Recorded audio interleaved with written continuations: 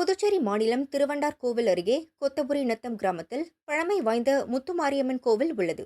இக்கோயிலில் ஆண்டுதோறும் 10 நாள் திருவிழா நடைபெறுவது வழக்கம். இந்த ஆண்டுக்கான திருவிழா கடந்த 9ஆம் தேதி கொடியேற்றத்தோடு தொடங்கியது. விழாவின் முக்கிய நிகழ்ச்சியாக 75 அடி உயர கழுமரத்தில் பக்தர்கள் ஏறி அங்கிருந்து எலுமிச்சம் பழத்தை பக்தர்களுக்கு வீசி எறிந்தனர். அந்த பழத்தை சாப்பிட்டால் குழந்தை வரம் கிடைக்கும் என்பது ஐதீகம். நிகழ்ச்சியில் ஏராளமான பக்தர்கள் கலந்து கொண்டு சாமி தரிசனம் செய்தனர்.